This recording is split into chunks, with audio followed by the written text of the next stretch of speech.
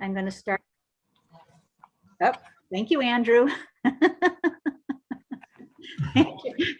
Andrew, he's like a star. I love that guy. Let me just write it down. Okay. Just to get started, since I don't have Lisa, what I'd like to do is go ahead and approve the minutes for 5/19/21. That was when Martin and Barbara and myself were here. I know I sent them out to everybody. Yep. So unless there is a problem with anything on those, I'd like to go ahead and just. So moved. So moved. All in favor? Aye. Okay.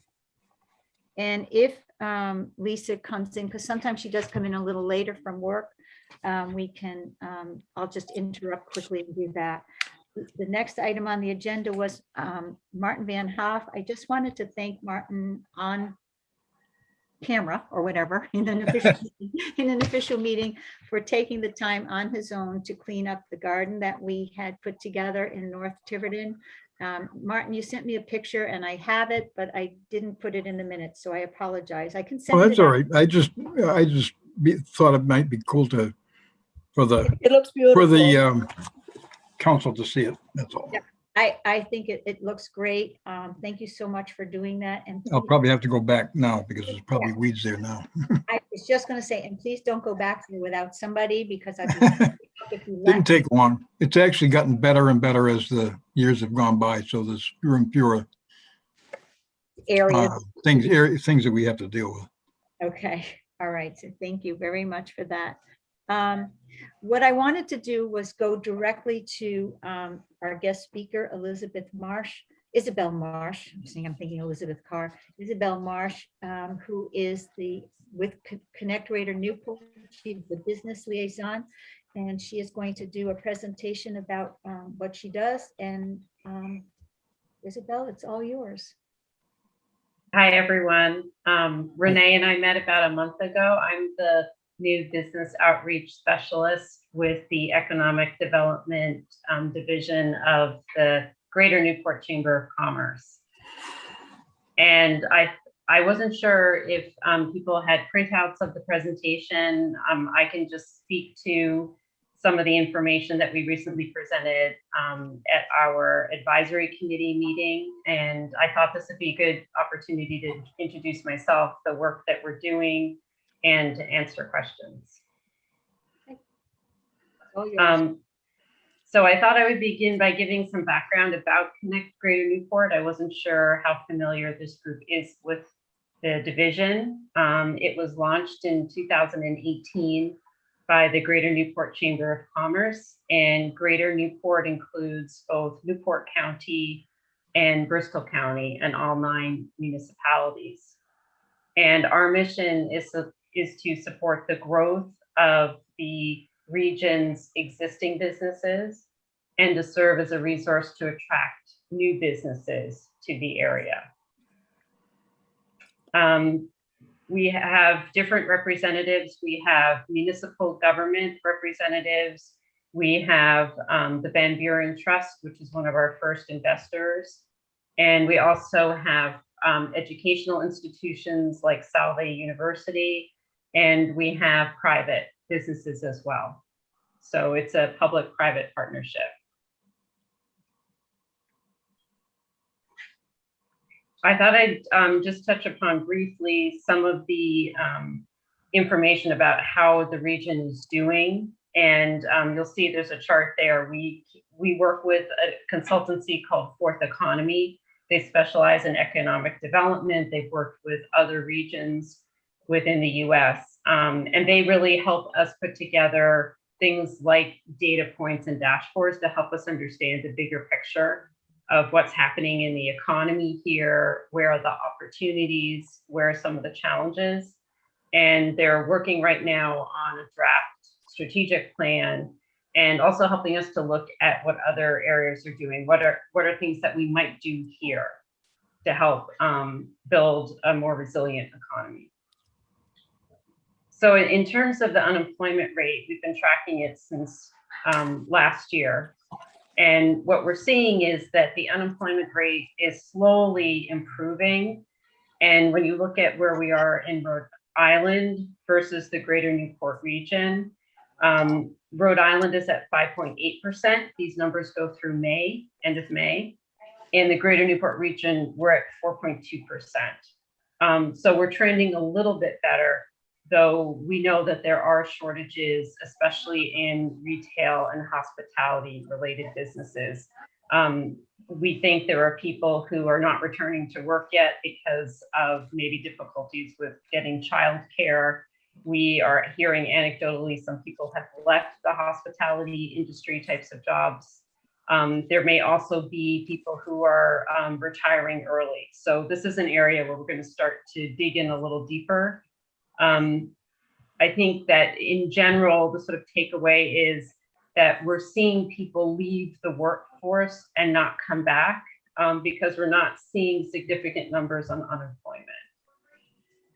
So this could also be related to the fact that overall, we have an older population. So that's why we think some people may simply be taking the opportunity to retire. So this is some of the things that we'll be trying to address in our regional plan. So there could be opportunities where you could do perhaps maybe outreach to people who don't want to go back to work full time, but they've got great skills and experience. Are there some interesting ways that we could bring them back into the workforce in a different capacity? Do you think some of this will be alleviated when some of these payouts stop, that will force some people to go back to work? When some of the bonus things or whatever you want to call them, I would imagine almost that somebody then might need to have to go to work. I think Is there an opinion on that?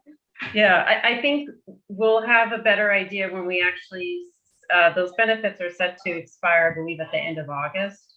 So we'll have a better idea probably by September or October. Right. But we think that is a portion, and possibly in the lower wage sectors, like some of the restaurant jobs or some of the hospitality jobs. Unfortunately, it's not going to help the summer crush that the restaurants Right. could use. I mean, I'm thinking that.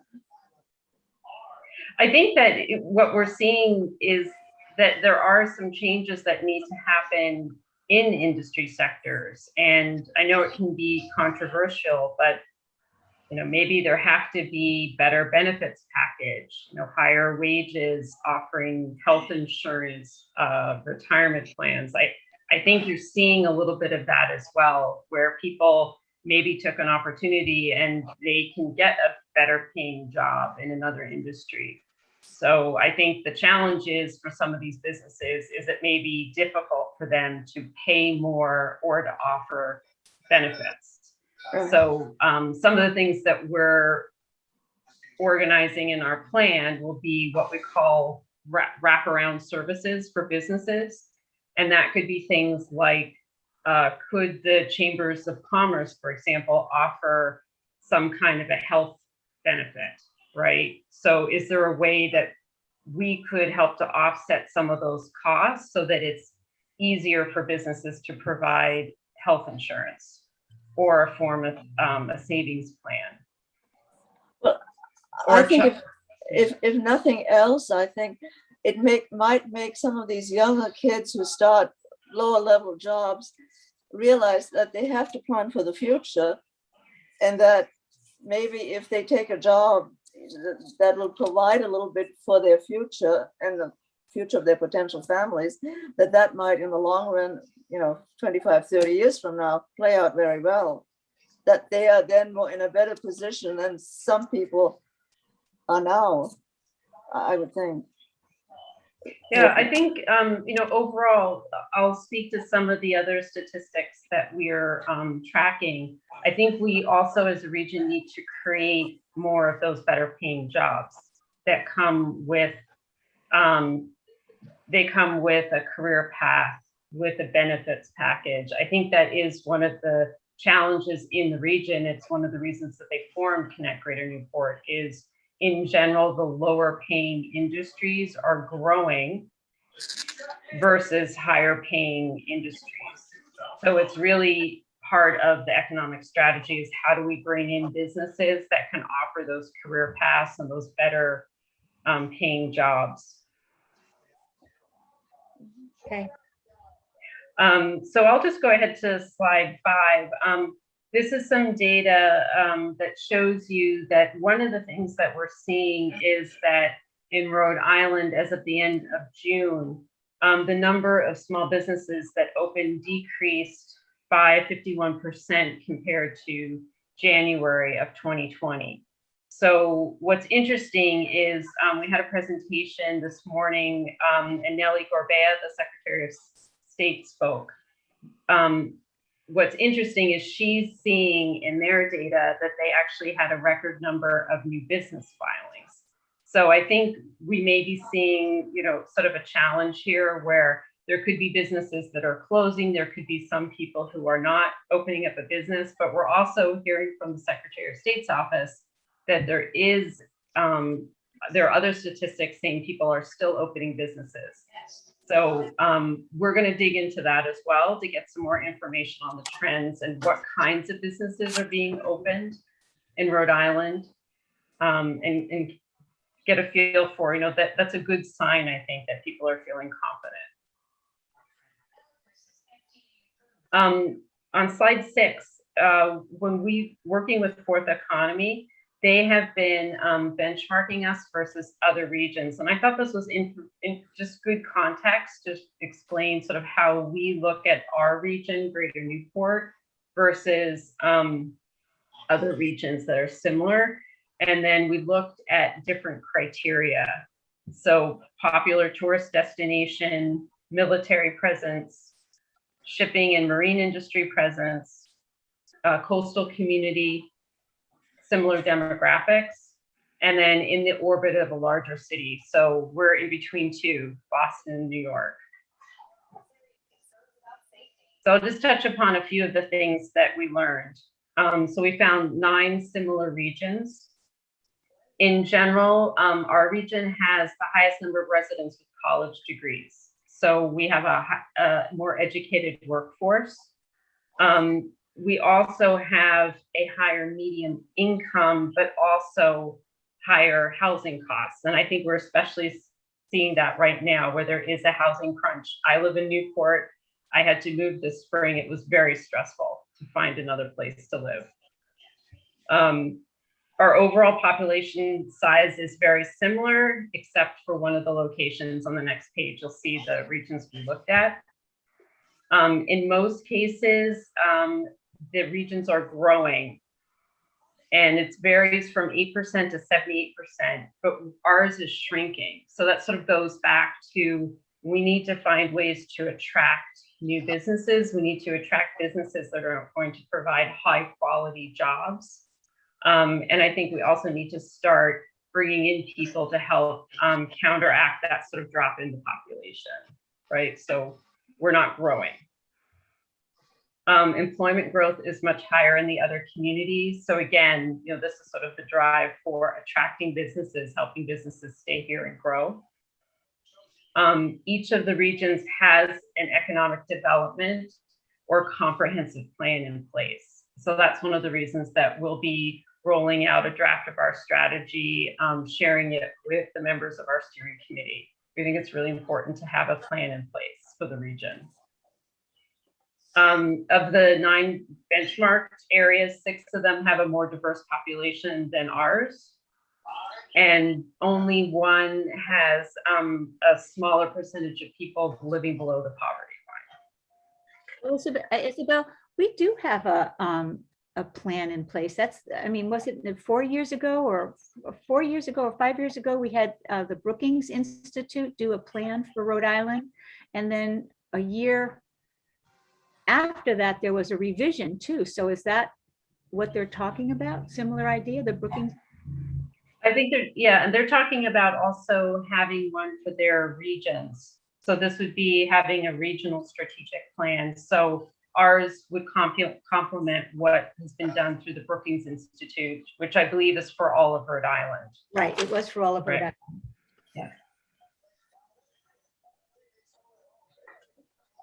So on slide 8, this gives a nice breakdown of the areas that we compared to and then the different benchmarks. And I think key takeaways again are the population is shrinking, not growing, and that we also have a higher cost of living, and the lower wage job opportunities are growing versus higher wage jobs. Does somebody have a radio on? I just keep hearing background noise. My husband, I think, just turned up the TV. I shall check. Okay, thanks. I keep hearing something in the background. And slide 9 has just a similar summary of where the opportunities are and where the challenges are.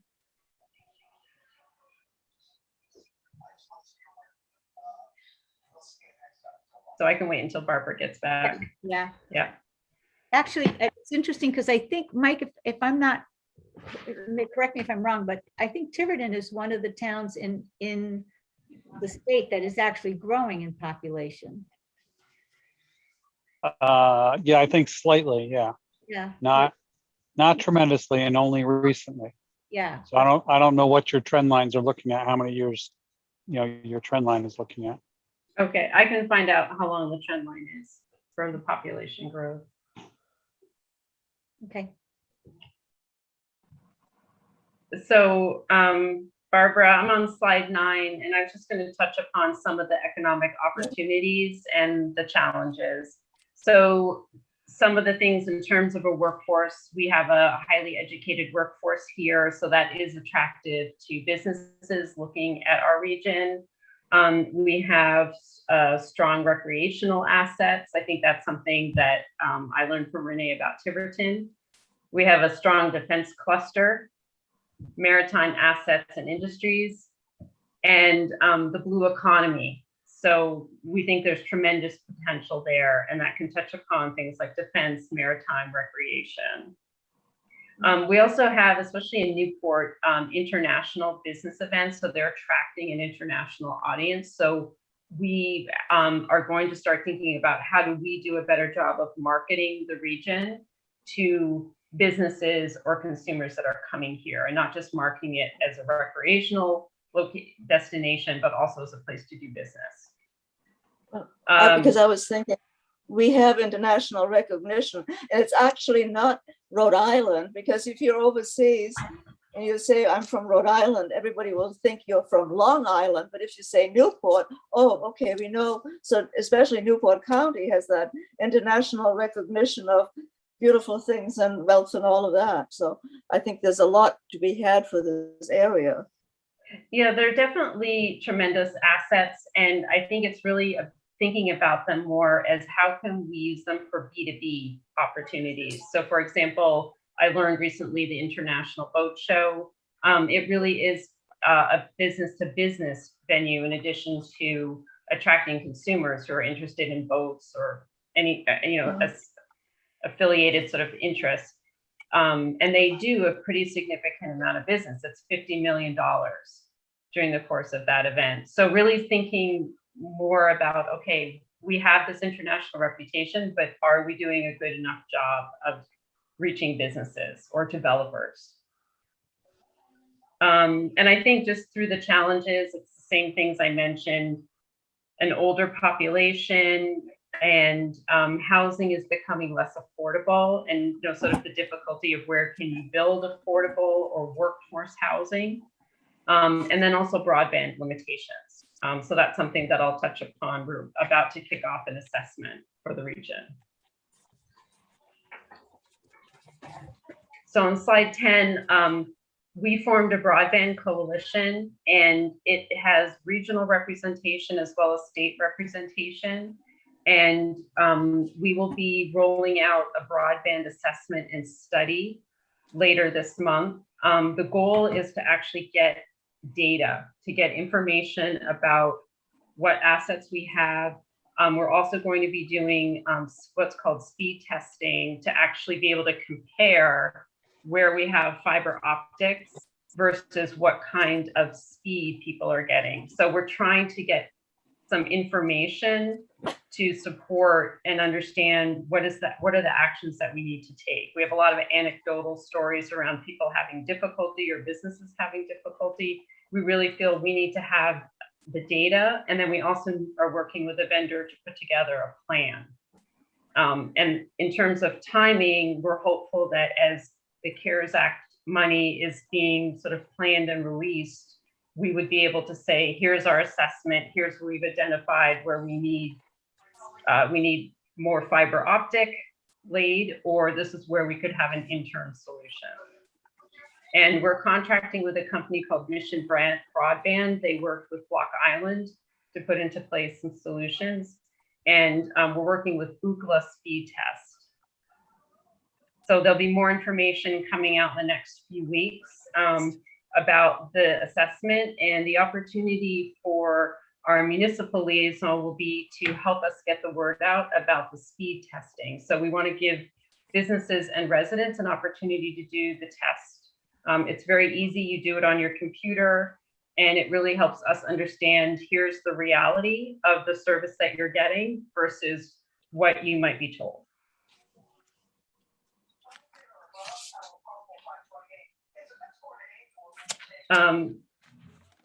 In the next section, business outreach, this is the focus of what I do. So in 2020 and early 2021, during the pandemic, and as we were reopening the economy, the outreach work really focused on getting recovery funding, assisting businesses. I worked with Renee a little bit, I think my first week on the job, to get the word out about the Restaurant Revitalization Fund, the PPP rounds, PPP forgiveness, the Rhode Island Small Business Grant. So it was really focused on helping to educate businesses about those funds and also connect them to services. We found that especially with some of the smaller businesses, they needed help with financials in order to be able to apply. So that is a takeaway for us in terms of business services is, are there better ways that we can help businesses with financial planning, business planning, so that they can do it and it's turnkey versus they've got to get their house in order and then apply. So we're going to be ramping up the outreach again this summer. The intent is to start to sort of check in with businesses to see how they're doing. The other thing, but one of the challenges that we've run into is, and Renee and I've discussed this, accurate contact lists. So the municipalities have their own lists. We actually have a Greater Newport contact list. So that is another area where I'll be working with Renee to figure out what's the best way for us to reach businesses. What is the information that we're trying to collect so that we start to build a better understanding of the businesses in our region, have up-to-date contact information about them. And it's not just our region. It's the whole state. The state has, it's throughout the state. This is something from the state government on down that just, it needs to be looked at. You know what I found very interesting is the list that you forwarded, Renee, on which of the business in Tiverton got money from that COVID relief package or whatever it was called, that it was 2 or 3 up at the casino, and proportionately or percentage-wise, I really didn't see very much from the old guard little businesses in town that probably didn't even know or were savvy enough to know how to go about it. So, well, actually, I can answer that very quickly. I don't want to keep interrupting Isabel, but when we knew about that, actually just before it came out, and because of that, I was able to call up. I went to the phone book, literally went to the phone book and sat and spent a day calling every food service restaurant place that I could find in the phone book. And if I didn't speak to them, if some of them had an email, I sent them a message. And actually Barcelos, which is one of the ones that did get a fund, was kind enough to write back and thank us because they didn't know. But literally that's the problem. If you don't have a quick way of doing this, then the information doesn't get out. The bigger businesses have banks and are more on top of things than the smaller businesses. There are They're more savvy, yeah. so, Yeah. and that's part of the problem. That's why we're looking at this communication piece. Right, and what Renee did is, I think that is the way that you will reach a lot of these businesses. One of the things that we're planning to do for late October is the business walk. And I'll talk a little bit more about that, but what we're finding is the business owners are, especially if they're short-staffed, they're not going to do a survey. They're not necessarily going to answer their email. It's probably an in-person business or it's a phone call. And what we did learn is that some businesses were very savvy and they were fortunate to have someone on staff. Their books were in order. They could very quickly apply for these opportunities. Other businesses were not in that position. So when we did the small business grant outreach, there was a team going door to door. So the Black Business Owners Association, the Hispanic Chamber of Commerce, they realized for their community, they had to go in person and they had to help people walk through the application. So I think that is just something that we're figuring out going forward is, are our services good enough, right? And where do we have to do a better job? And it may depend on the tenure of the business. It may depend on, do they speak English as a second language, things like that. That happened too. Yeah. Do any of the communities have and I always thought that we should have one, is a community have like a reserve of several business people who have retired, with specialties or whatever, that they are on call, or it is known to the community, the business community, that they can contact Mr. Smith if they have a problem about this or that. And these people sort of serve as mentors in their retirement and, just pro bono mentors. Is that ever done in any community around here? Because we have invaluable sources of people that have retired as very successful businessmen who might like to pass on some of that knowledge, and it's just that nobody knows how to get hold of them. Is that facilitated by any of the EDCs around here? There is an organization, and it's national, called SCORE, and it's the Society of Retired Executives, and that's exactly. Right, but I'm just saying locally that yeah. They know that if you call the clerk at the town hall, maybe they'll put me in touch with Mr. Jones, who used to do something similar, and maybe he has advice for me or something like that. I think it's great feedback, and I would agree that I think one of the things that we want to do through Connect Greater Newport is figure out, is there a better way to help businesses navigate the different services out there? Many of them are free of charge. As someone before I took this position who started my own consulting business, it's a lot of self-discovery and fact-finding and having to go to different places. So that's why we're emphasizing what we call a wraparound services. How do we make this more streamlined for businesses so they don't have to go to even different departments within a city or a town government? So I think your feedback is very, it's very, what's the word? Like it's right on. We have these services, but I think are the local businesses aware of them? Is there a better way in each municipality that we could give access to businesses? Mm-hmm. So I think that's some of the things that we can find out through the business walk. So the way a business walk works is I'm going to be forming a committee. I'm going to be soliciting a lot of volunteers, and we're going to have most likely a digital process. I think the one that they did in 2019, they recorded information on paper. But the idea is going to businesses, doing a very quick interview, 5 or 10 minutes. And this is where I think these questions, we'll work on what these questions should be, but it's understanding what is the attitude of the business owner? Are they feeling positive, negative? Do they have, what kinds of support do they need? Is it financial support, or is it, for example, resources? Are they getting ready to grow? Are they getting ready to transfer their business to someone else? Succession planning, things like that. I think that's definitely where we have some gaps in our region. You know, sort of planning, helping businesses plan a little better for the future. So we're planning to do the business walk in each of the municipalities at the end of October.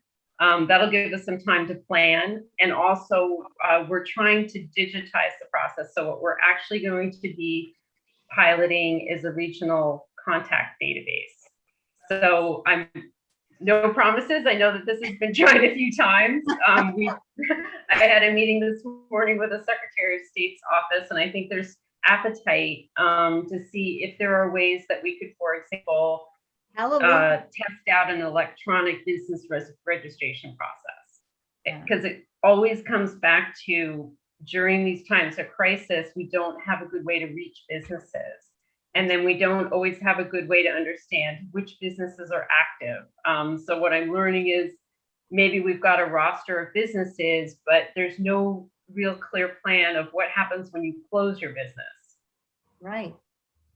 I found that with this restaurant thing, there were businesses that I called that were no longer there, and they were still listed. So what do we do with that? You know, right. And I can give you personal frustration, I guess, somewhat, is how complicated and expensive it is to close your business. Yeah. It's $500 here, $400 there, $50 here, and $400 there. You know, we had two entities and it cost us, you know, $1,500 just to close the business. So that's good feedback. That's the kind of information. So why did it cost? What were those fees covering? So understanding that a bit better. It's pay salaries for the state. You know, it's not, there's no particular good reason why it should cost $400 to close your business. Right. So there, so I think it speaks to just understanding what is it, what do you have to do to open businesses, or there are different types of businesses. How do you maintain information? So we know that the tax records are one of the sources where we probably have the most accurate information, but not all businesses have to do a tax return. So this is some of the work that I'll be focused on, and I'm really looking at it from a practical standpoint, which is, in my job, in order to do business outreach, I need to be able to be more confident that we have accurate information of businesses in our region.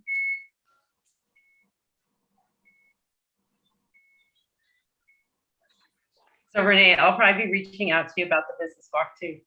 Oh yeah, we have done two. Last one was in 2019. I wasn't able to attend, but then there was another one before that. And as I, you know, from what I remember getting feedback, people felt, you know, that it was a good thing to do. I think it is a good thing to do, and I think that just trying to build upon what we're learning from any time we speak to a business will be helpful as well. Right. I wanted to talk very briefly about the work that Connect Greater Newport did during the COVID pandemic. We did it under the umbrella of Restore Greater Newport. So the goal there was really to focus on how do we mitigate economic damage from the pandemic, especially in places like Newport, where we are so reliant on the tourism and hospitality industries. So we put together a task force, and it included Synedia, Discover Newport, RIMTA, the Rhode Island Marine Trades Association, and the Rhode Island Hospitality Association. And we're actually going to be bringing in those organizations to the Connect Greater Newport advisory group officially in August. So the idea here was, how do we work together on behalf of the region? And we were able to secure more than $800,000 in what they call recovery funding. So that funded things like the Take It Outside initiative, We also launched a regional directory called Shop Greater Newport. That's one of the initiatives I worked on before I joined the chamber full time. So really trying to figure out what are the ways that we can do a better job by making the case as a region in order to get more funding and then really put together strategies for all of the municipalities. So that work is going to be sort of folded into Connect Greater Newport, which I think is really important.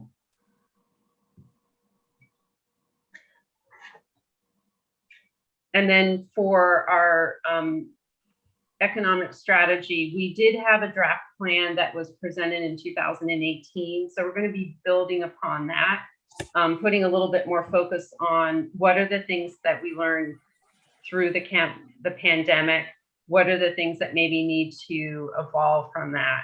So in particular, it's things like diversifying the economy, resilience of the economy. So what we saw in places like Newport is we are coming out of the pandemic, but now we have a labor shortage in a key industry.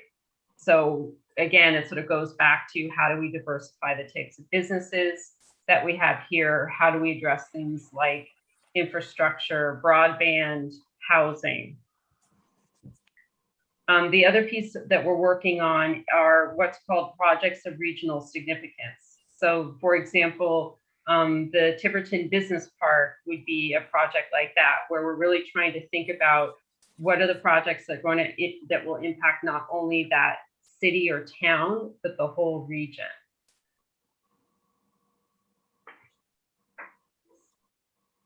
So our next step is we're going to be distributing a draft of that plan later this week. Mike and Renee will have a chance to review it, give any feedback. We're going to do a more formal group discussion on August 5th. And then I think depending on the feedback coming from that discussion, we should have a good plan in place that we can start to communicate through, as our regional plan. It also should set us up for funding that is coming through the CARES Act and then hopefully the infrastructure plan. And I don't have much information yet. I think everybody's waiting with bated breath about what's happening with these various funds that are coming. But we thought it was still important to go ahead and especially now have a plan. Yeah, absolutely.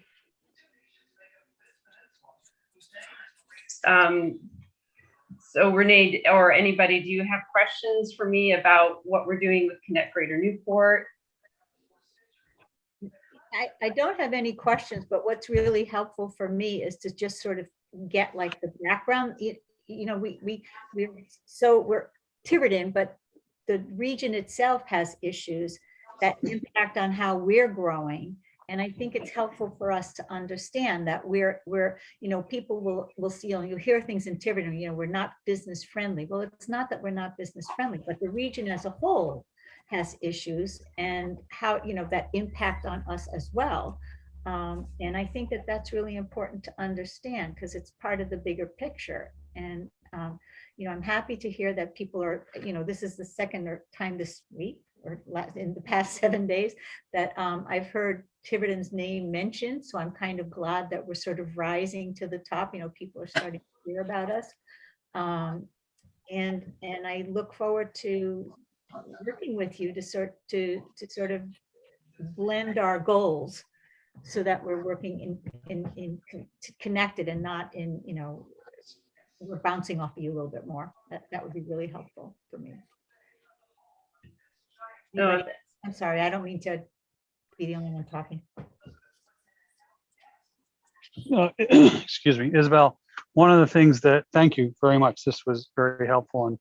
And I also really appreciate participating in the elected officials meetings that the chamber has that I know you've attended too. One of the reasons or selling points, if you will, that we made to the council to re-engage with the chamber and Connect Greater Newport was that Connect could potentially help us with some initial, at least, economic development planning for Tiverton. So I'm going to make an assumption here, and it could be a wrong assumption, that something like that would come after this larger plan, this strategic plan. And then I'm just curious, what types of assistance would you be able to give at the basic level anyway? And then, we obviously want to look at anything more robust that we may have to add some money to the pot. So I think the things that we can help with would be things like the benchmarking. So if there are, I'm going to use demographics, or we were talking about the population growth. So that's a good opportunity where we can leverage the relationship with Fourth Economy. They've been working with us since 2018, and they've reviewed all of the municipalities' comprehensive plans. So I think that would be a good start, where we could look at, are there certain things that you might need help to update in order to maybe make your case. Renee and I have been in communication with John Riondo at the Commerce Department about the infrastructure bonds. I'm meeting with John tomorrow. So we're trying to be first in line when there's information that's coming out about those projects, to understand how do we make our pitch or our application. So I think that would be an area where potentially Connect Greater Newport can support.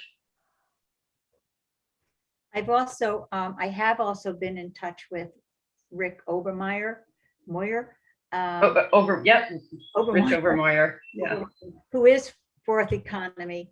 I think I, spoke to both of you via email and did talk about like our comprehensive plan and what we're looking at. And so he had sent us information about what they could do directly.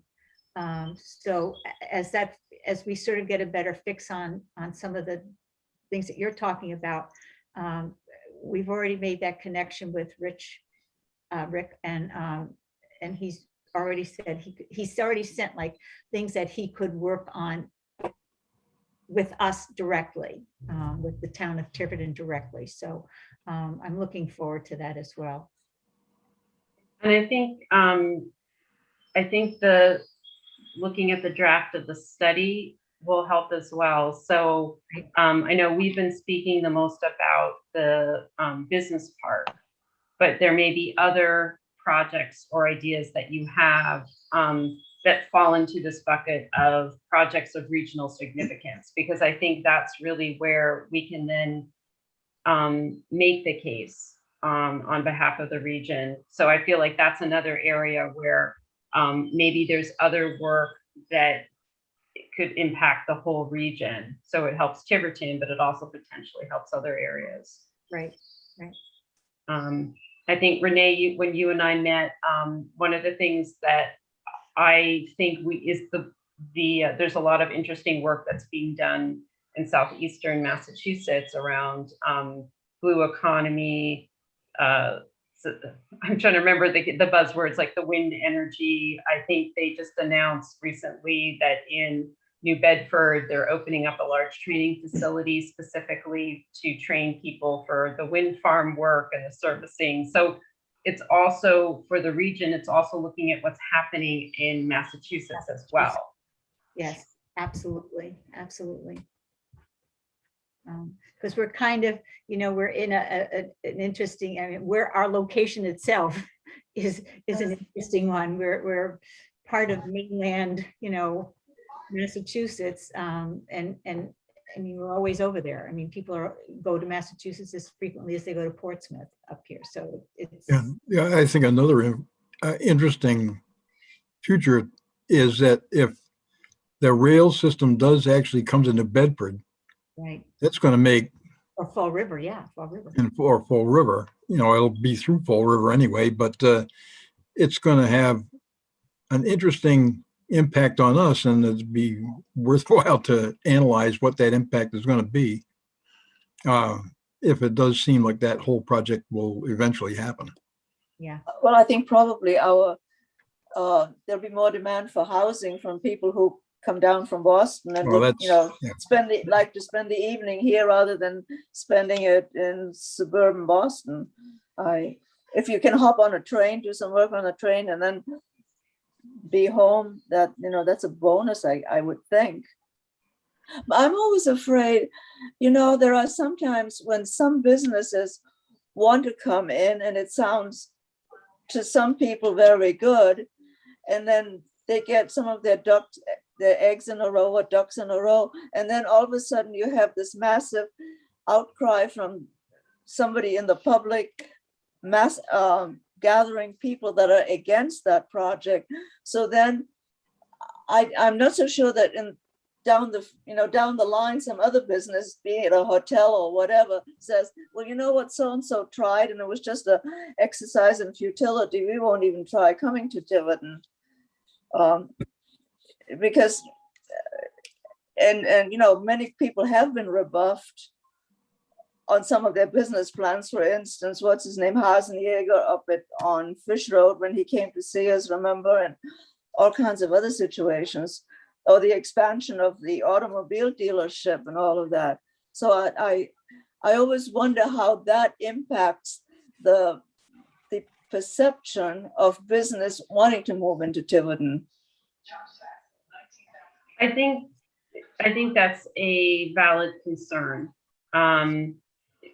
We've run into something similar in the Newport area where we had the moratorium on the North End development, right? So even though things might be good intentioned, there can also be the perception that the area isn't welcoming to businesses. So one of the things that we may be able to address is not only a campaign to help attract businesses and tell the story about why this is a good place to do business, but maybe we also need to think about that at a community level, to help people understand why we need to bring in businesses, the types of businesses that you're trying to attract, that they're going to benefit the economy. And these are the different ways that the businesses add value.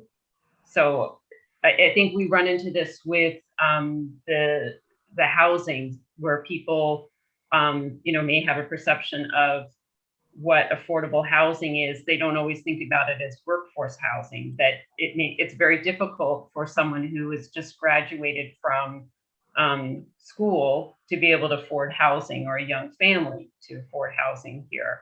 So I think there's also an aspect to communications to help people in the community understand that we do, in order to grow and have a healthy economy, you do need to have businesses here. For instance, right now, I'm sorry, Mike was going to say something. I think part of that too is first really getting to know what it is that the community wants in terms of businesses. Right. And then marketing to those types of businesses to bring them in.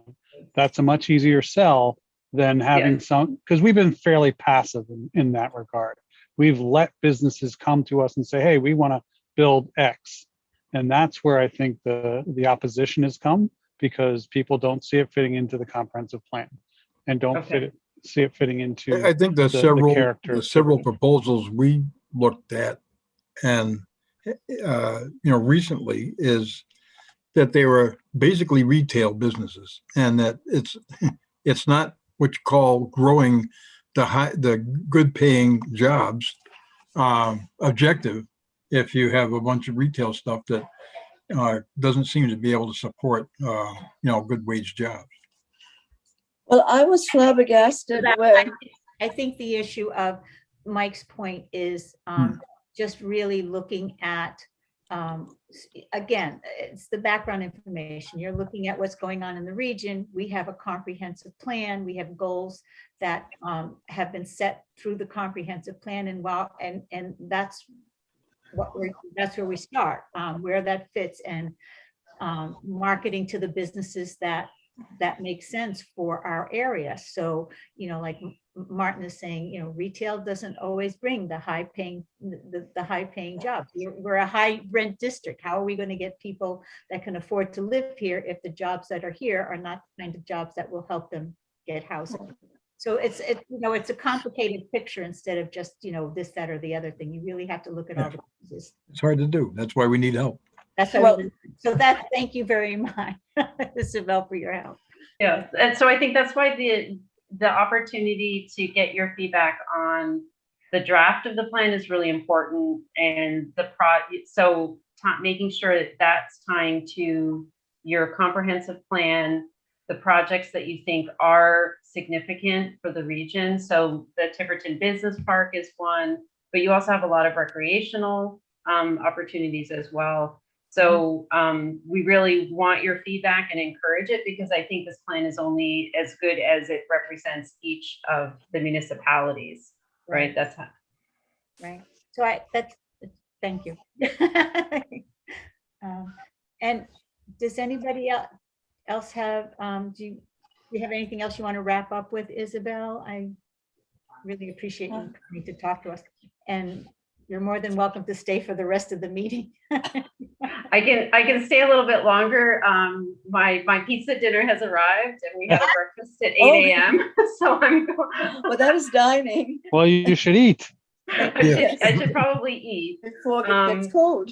Yeah, we'll be sending out the draft of the plan on Friday, and we have the meeting on the 5th. And I really value your input, and I will be reaching out to you, Renee, as we get more information about the broadband assessment, and working with you to find efficient ways to communicate it to the business community.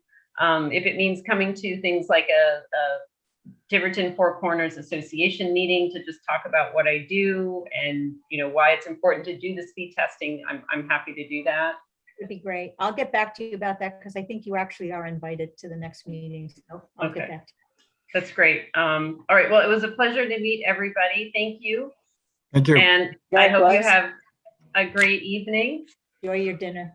Thank you. Thank you.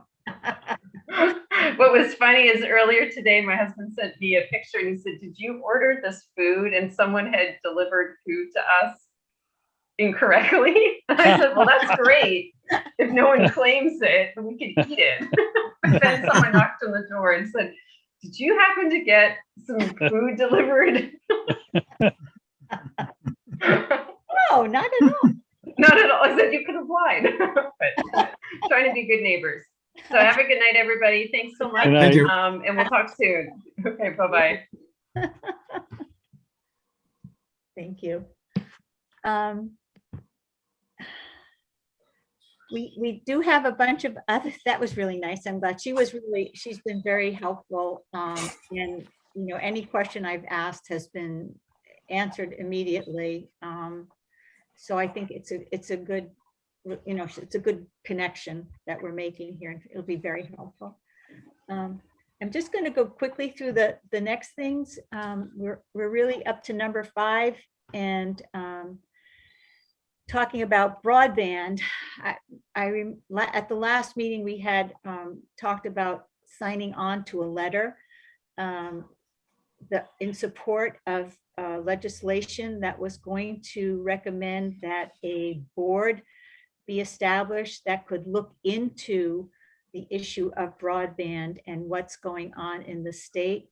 And Mike, maybe you understand better what happened, but it didn't go it didn't pass the Senate, as I understand. So you're familiar with that. Maybe you could explain it a little bit better.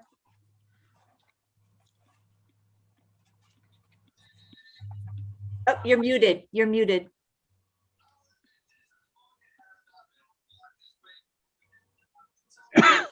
If you remind me what the bill numbers are, I can look them up and give you a better explanation. Okay, let me see if I have it right here. Wait. Or there's another way I can find it. No, it was S0896. All right, give me one second though. Yeah. I have to get to the page. Because what I have was that, wait.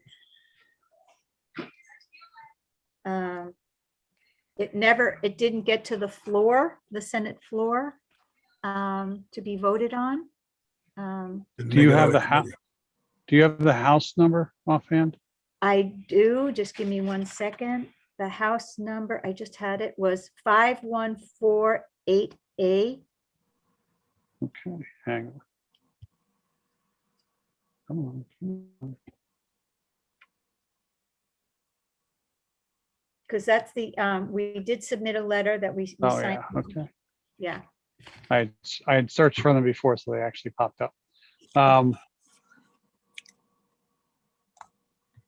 Okay, yeah, so they both, so the House version went through the House, it got to an assignment to Senate Commerce, but Senate Commerce never picked it up. okay. Senate Commerce did hear their version of the bill, 896, on 521, but Mhm. they held it for further study. So basically, yeah, it wasn't in their mind, I'm not trying to put words in their mouth. It wasn't, there was something with the bill that somebody didn't like. So it could have been just a nuance of the bill. So the Senate didn't feel comfortable moving it forward, and they, let it die in committee.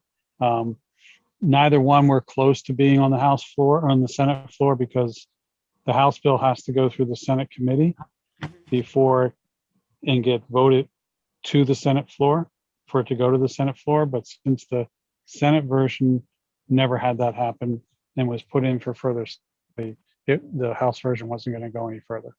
I heard that there were also some concerns raised by Cox. Of course, There may have been. There may have been. Yes, they don't have they the don't want any monopoly. competition. And when I did get feedback from the people who were involved in this, they talked about, there was some concerns about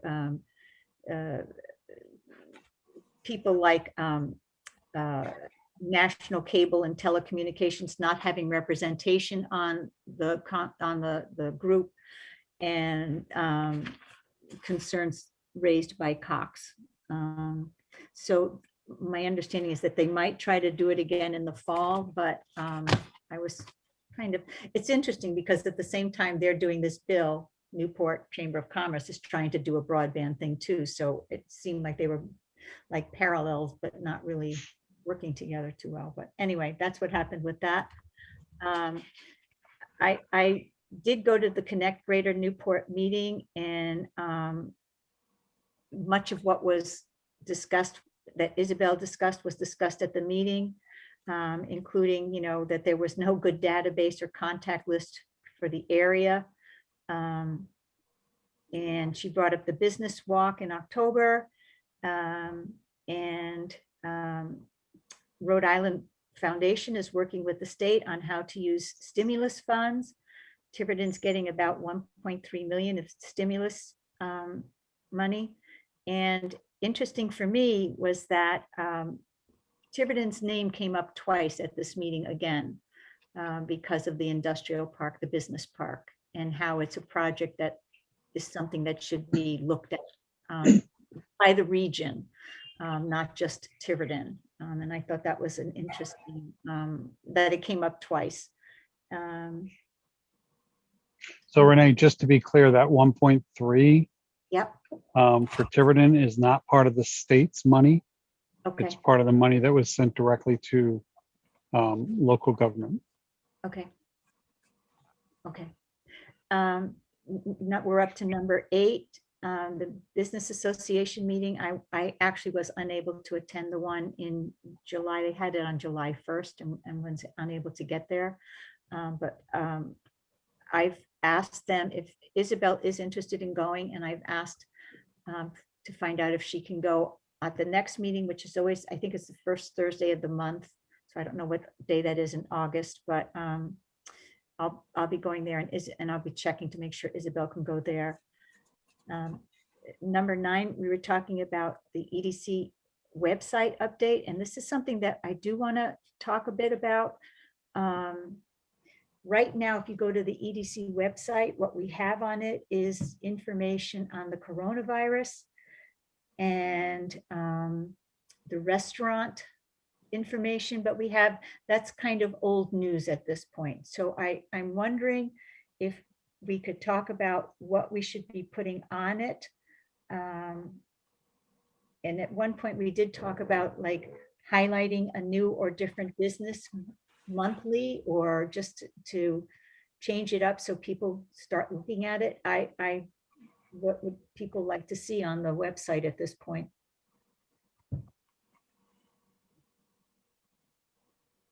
Maybe things that can happen, that are happening in town or coming up that might be of interest, like Pardon Gray Day and things like that. Mhm. That would stimulate business on some level, I would imagine. I don't know. Okay. I don't know. Yeah, that's kind of what we're looking at. I'm trying to draw it up actually, just to see what it Yeah, says. yeah. Well, if you go to the town website, it's slide number 3 or there's slides, and you can click the slide that has the businesses on it, and it goes right to our EDC page. Right, I have it right. I clicked it right here. Oh, And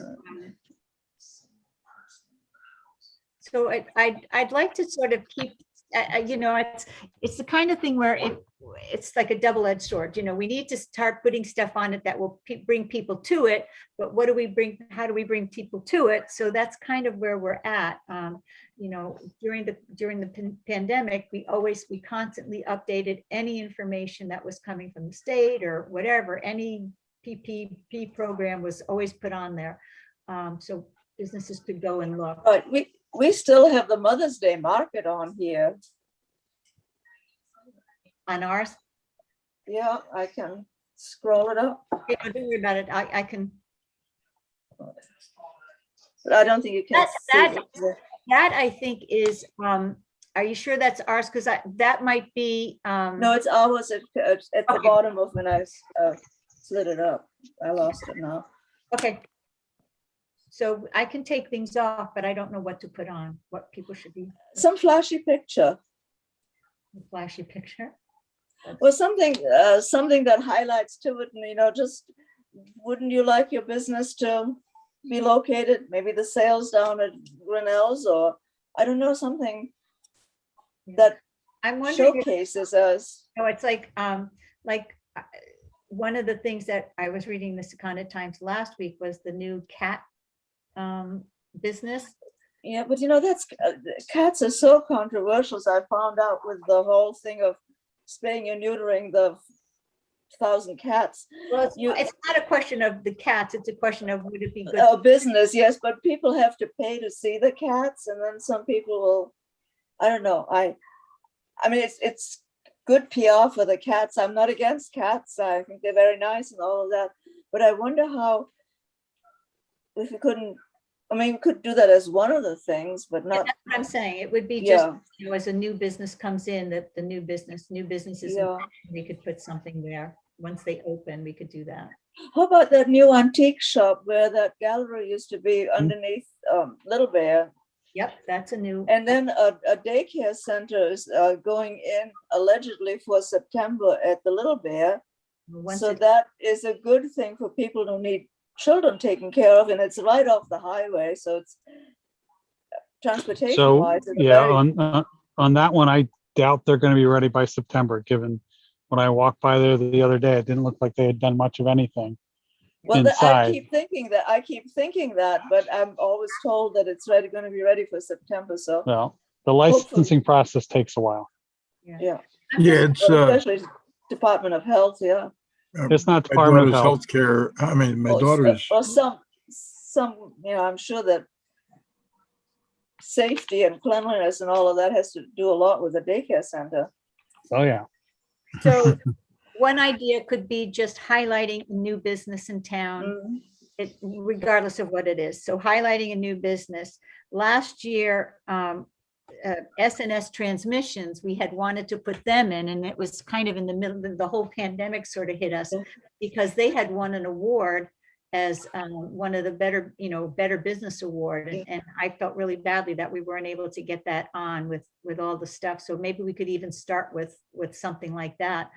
And we have You that know, new seafood market up at the Blissful Corner where Jody and Lori were. that where the Peppermint Panda was, there's a new seafood market, Yeah. Atlantic Seafood or whatever. Yeah, Yeah. so we could highlighting new businesses would be one thing. Okay, anything else? I mean, that's a start. I could do that.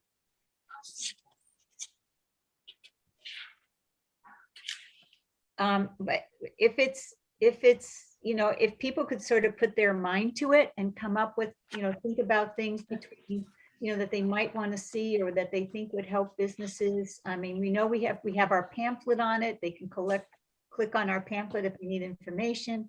I can go through it and see what we can take off in terms of COVID things. That would be fine, but I want to start thinking about just updating that on a more regular basis so that it will start being used more frequently by the town people. Okay, Barbara, homework for you. Yes, the same one that we have hanging there is $59.99 at Amazon, and I'm happy to order it. No, I think the better way to do that would be to get the information and we can order two. We can Order two, all right. Wait. But I'm thinking the best way to do that probably would be to go to Denise Surratt and have her do, talk to her about having her do a purchase order through the town so that she can take it directly out of our account, because that way we can use our money and it comes out of our account instead of being reimbursed by you. So if you have the information. Whatever, because I tried to do that once for something for the Art Council, and it's easier for the individual than to submit I don't mind taking it and then being reimbursed. It's really. Well, why don't I send a note, an email, and then let her know that you're going to be stopping by and that we want to order. Okay. All right. And then you can give her the information because we got permission to do that. Okay. Well, and speaking of treasurer type of thing, when I had Placing Paws, which was a nonprofit, with every secretary's report, we had a brief report on the treasurer's report. So maybe that would be good for us to, in addition to the secretary's report, which I realize is to have what the total is, what we spent last month and what our total is, so that we can sort of keep track of what we have monies. Ask her that. I can ask her to do that for the next meeting. Right. I think that is sort of fiscal responsibility, or whatever you want to say. Okay.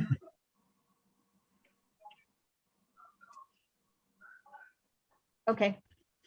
So I'll send something to Denise. Denise, and then we'll just do whatever she thinks is the best way to handle it. But we can get two because they'll fit and they're not putting the soda machine back. So that's done. Okay.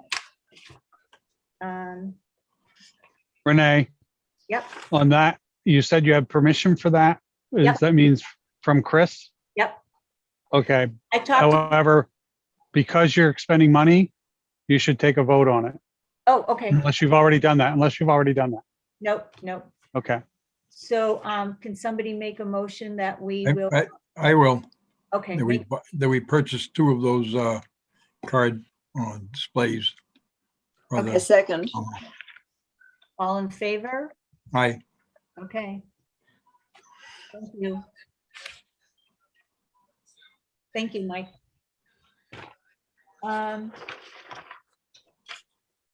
Okay, wait.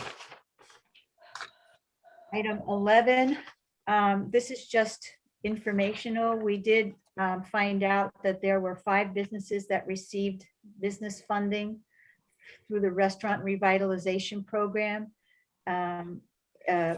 They were Mineral Enterprises, which is the Casino Dunkin' Donuts, a place called Wally's Tap, which came as Sandy's, Barcello's, Family Ties, and Muya Burgers, which is also from the casino. My understanding is that there may still be other restaurants that are pending, but I will find that out if they come through. That's basically what, based on the information that Mike, you got it from a website, and were able to give me a website? Yeah, we actually got that information on how to access the website from Congressman Cicilline's office. Okay, and then I confirmed it with Dave Robert, who was able to give me the actual names of the businesses that got it. Okay. Isabel, number 12, Isabel Marsh talked about talking to John Riondo. We're trying to just keep ahead of this grant and sort of make sure that we know what the guidelines are going to be. I think any town is probably doing the same thing. So I keep asking for information about when it's going to come out. My understanding is sometime the end of August, beginning of September. It's being handled by Quonset Davis, is handling the grants. So I think we'll have more information after Isabel speaks to John Riondo tomorrow. But the other thing that I was thinking about, we've talked about applying for a grant for the business park, but one of the things that occurred to me is that maybe if we were more specific, and this is just an idea I'm throwing out because I wondered if it would be a good idea to look at, since people are talking about moving the transfer station to the business park, if that would be something that we could be very specific about if we were to apply to for the grant for the business park. I'm just throwing that out there. I don't know what the funding is, the funding situation for the transfer. So I think that'd be a great idea. Right now, it will either be through the budget or possibly through some of the federal money, or possibly through the casino money, but that's, there's a lot of money, a lot of things being looked at for that people have suggested. I don't know the amount offhand that's needed, but certainly if we can get a grant to offset some or all of that cost, that's a bonus for us. I'm also looking at it, Mike, because I'm wondering if it would be a help to have part of that process include like exactly where to put it, so it doesn't impact on maybe some of the other businesses that we might be wanting to come in, because right now it's a kind of we wait and see who comes in, and rather than, again, like you were talking, being more proactive in terms of looking for businesses. So I'm just thinking, if we're looking at the transfer station, that would have an impact on the kind of on who wants to come in. I would imagine. Is there any, I was thinking about that actually, because certainly if you're going to try to make a nice entrance for some nicer businesses or whatever to come in, more high profile, you really don't want them to be on the same road with trucks that may accidentally drop garbage bag, trash, just because it falls off the trucks. And that's the nature of a whatever transfer station. I wonder, is there any way, even if we use industrial park land, that portion could be accessed from like Eagleville Road on some sort of a back road, so that the main traffic for the nice part of the business park would be the nice part of the business park, and then the junk land that we hopefully use for the transfer station can be accessed, so that the two streams of traffic don't ever meet. If you understand what I mean. No, I do.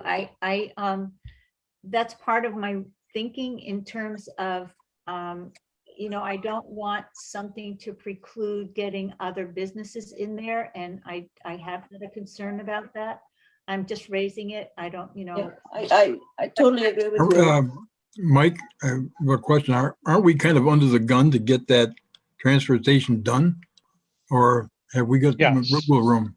Yeah, we have an extension on the landfill until November. I don't know if it's through or just to November of 2022. So we have basically 15 months A year and change to get it done. So whatever is going to happen has to happen fairly quickly with that. my understanding, and I wasn't involved in the site selection process for it, it is located on a piece of the property that is not really usable for most things. Now, it may be next to areas that are, but that particular part of the site, I'm told, is not usable for most. There's more ledge there than, I think there was discussion about using the site that was easier to develop because of less ledge as opposed to more ledge, but it seems like a transfer station, that wouldn't matter that much. Yeah, you don't need a lot of infrastructure, anything like that. So, I do have I mean, I had gone into Jennifer Siciliano's office because I'm not, I'm sorry. I do, but she didn't, I have where the new businesses are going to be, literally, but I don't have where the proposed area is for where it I'll would be right back. The dog has to go out. fit. So I think that I'm just putting that out there. Again, we don't have enough information, but I'm just thinking that sort of does double duty, and it's very specific, and it helps us with the development of the industrial business park. And I think how we handle that will have an impact on the industrial park. So that's why I'm just throwing it out there.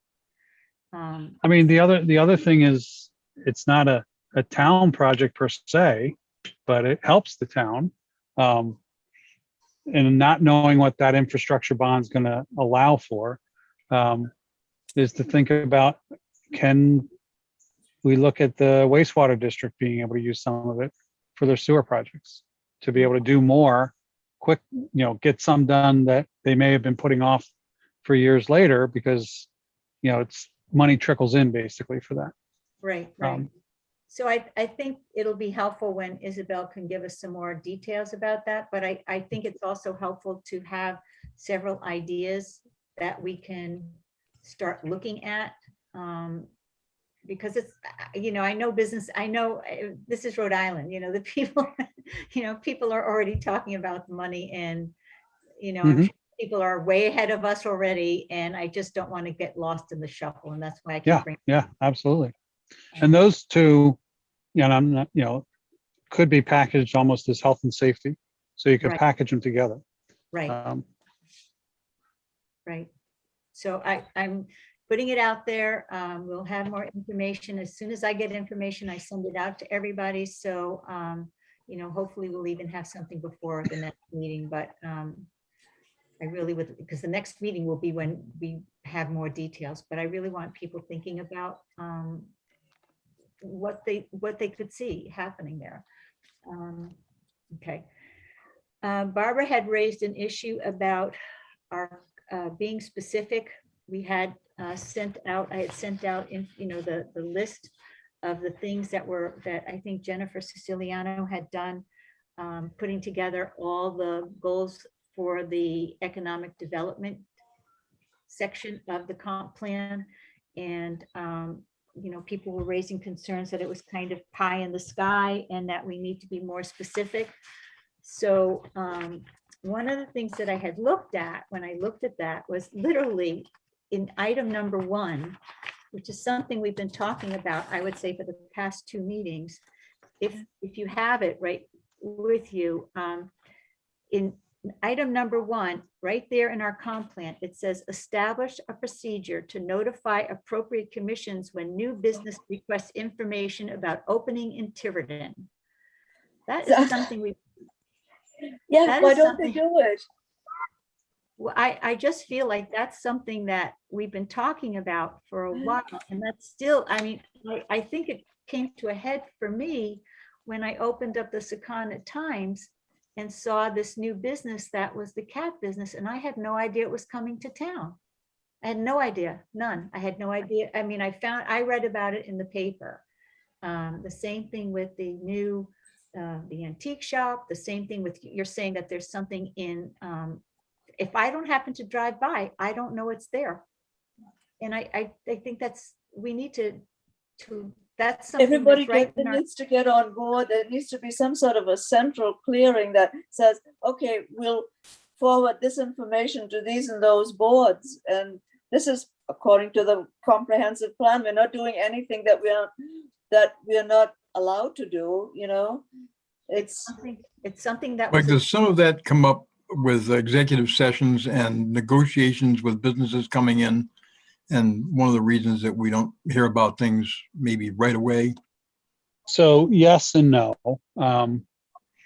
The Cat Cafe would not have come before us. Most of the things that come before us are industrial park related.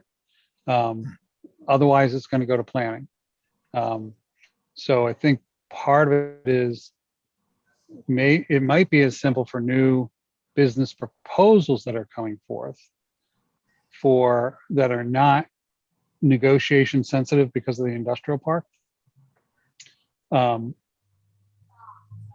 Those are probably, I'm assuming, going to come to Jennifer's attention first as the administrative officer for the planning board. And so it might be as simple as having a conversation with her and saying, okay, when you notify the planning board that, you know, Mike Burke is planning to put business X, wants to put business X in town and is going to the planning board for whatever he needs to get done, can you notify us? The Cat Cafe, for example, I believe not positive, needs some planning board approval on some minor pieces.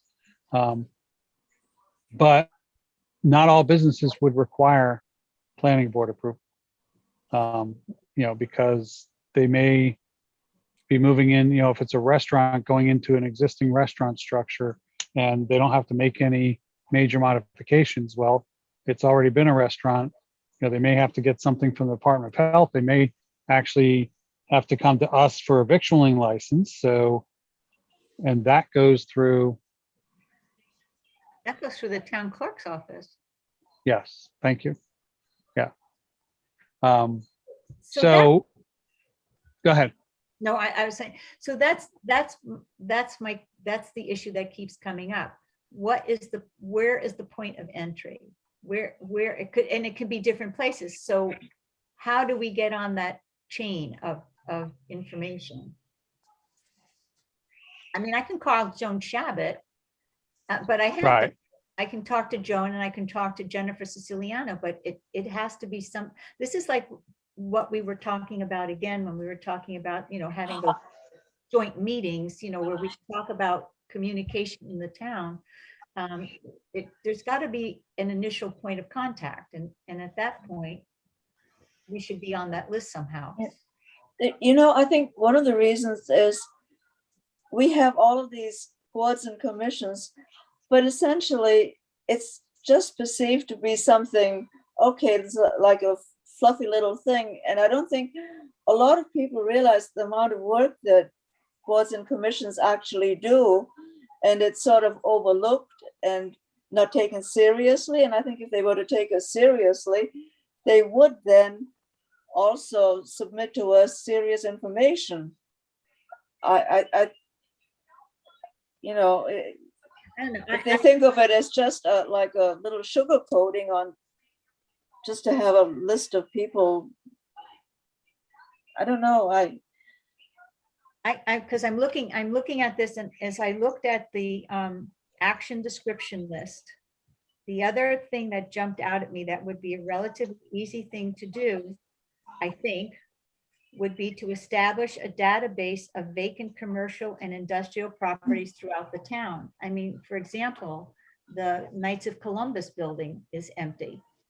That is something that could be used for a business. You know, is there some, and that, for example, a list of industrial and business properties available in the town could actually be on our website. That would be a good thing to have, yeah. So I'm just, you know, wondering if maybe what we need to do with this discussion is sort of, because raising the point of making things specific, there are two things that jump out at me that should be something that we should be able to do right now. Some of the other things are things that we talked about with Isabel Marsh that might dovetail with the information that we're going to get from Connect Greater Newport, and that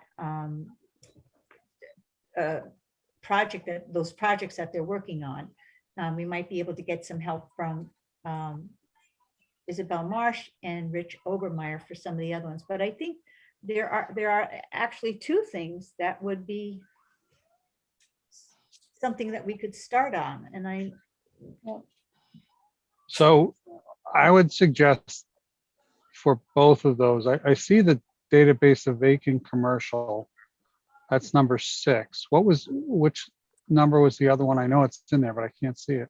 it's actually part of the one that starts off by saying enhance commercial prosperity. Okay. Yep. It's right. It's the Yep. Got it.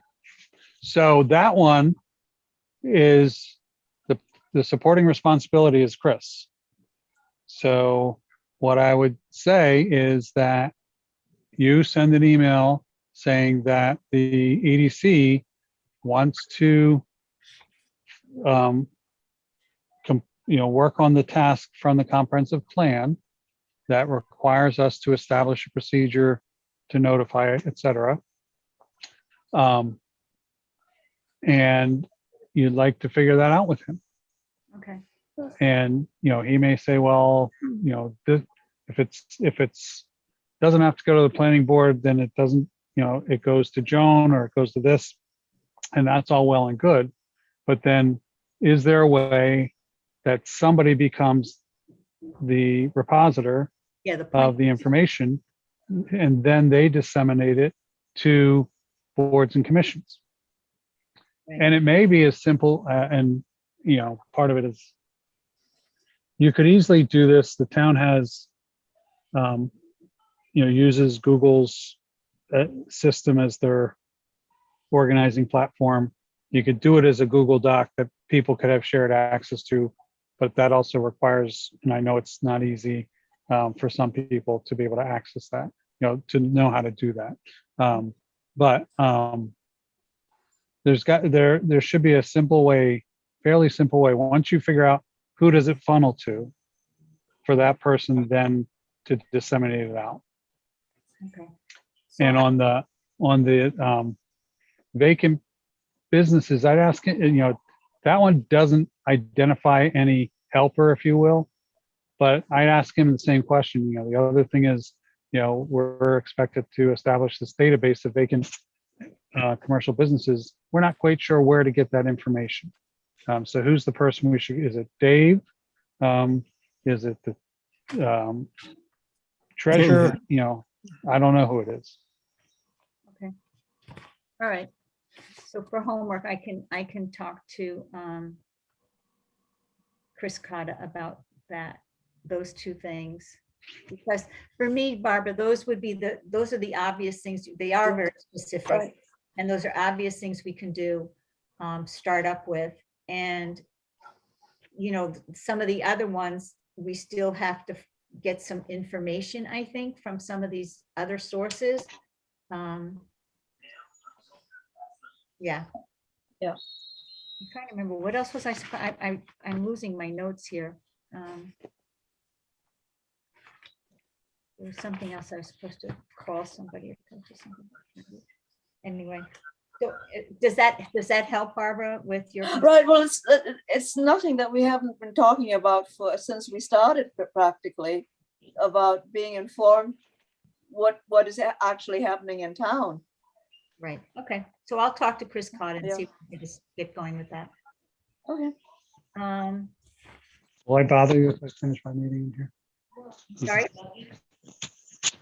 Oh, sorry. I was moving in from the outside. It's getting bugged. Okay. You're disappearing into the water. Yeah. Yeah. You were I taking went for- a swim. That's right. I went for a Walking swim in the harbor. Yes. Okay. Okay.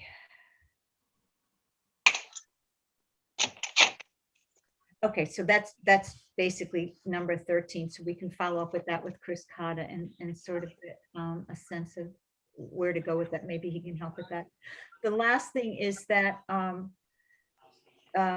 items for the next month's agenda. I know we are not Zooming next month, which is fine. And I can contact the library, but I was wondering if people would mind if we just kept, since we've been using Chris Cotta's information, like the next meeting is, the next meeting is, the next meeting, if we just kept to those next 2 meetings in August and when is it? The next meeting would be August 18th and then September No, I 5th. like that. So we could keep it on the Wednesdays, Yep. but, and then at one, I don't want to. we could just then decide if we want to go back to the Thursday meetings or if we want to keep them on Wednesday, because we had been, with this whole COVID thing and budget thing, we all got switched around. So we usually are scheduled for the second Thursday of the month. But until September 15th, we can just keep using the Wednesdays, and I can go to the library and see if we can meet at the library. Does that make Yep. sense? Yep. Perfect. Okay. Okay, so that will be taking care of that. The other thing was that I forgot to put it, I apologize because I forgot to put this on this meeting, so I have to put it on for next meeting. Dave, and we may have already spoken about this, but Dave Robert had told us that once a year he puts out a mailing to businesses in town so that they can list their tangible assets. And he thought that it would be possible for us perhaps to put something in that mailers because it already goes to all the businesses in town. I thought that made a lot of sense. We would just need to come up with something that could be inserted either, and I haven't looked at our postcard, we did have that postcard that we printed up, and we might have to come up with something else. Would anybody like to, just, We can think and discuss it the next meeting. okay, so we can bring that up. I'll bring it up Yeah. for the next meeting. So take But a look. If you all have the cards and the information, the mailers that we came up with, it could be a Yep. variation of that. So something that would say, introduce ourselves. We're the EDC. We're interested in, hearing back from businesses. The easiest, maybe something that says, during COVID, we learned how important it is to be able to communicate quickly. Could you please, and leave places for emails addresses. So that can be the next meeting. And what else for next time? We should have more information about the funding, so that'll be on. Anything else people want to bring up? I'm sure we'll think of something. Yeah. Not to bring up, but maybe I just missed it. Did you give an update on item 6 tonight? Did I give an item 6? It's the IGT. Oh, gosh, no, I didn't. I'm sorry. I skipped right over That's that. okay. I did receive an email from Chris Cotta today saying that he is working on it. And there are some things that he has to sort out before he can actually write the letter. In that you probably are more aware of it than I am, Mike. My guess is he's trying to look through the statute that was passed to make sure he gets it accurate. Right, and so he did text me just today, saying that he's not ignoring us, but he had to get through some stuff, and he is working on it. So that's what I have on that. I don't have he will send us, because I forward things to you. He will send us a copy of the letter when it's completed, but he was sorting through some other things first. That was all I got on that. Anything else for next meeting? No. Can't think of it. If anything comes up, people can just forward it to me, because I always usually ask anyway before I formalize the agenda. So, but if anything comes up, please forward it to me and I'll just put it on. And everybody has, Hey, will do. everybody has their homework. I have my homework. Barbara has her homework. I Okay. You want Anything to else? move to adjourn? Make a motion? Yeah, I'll second that. All in favor of adjourning? Aye.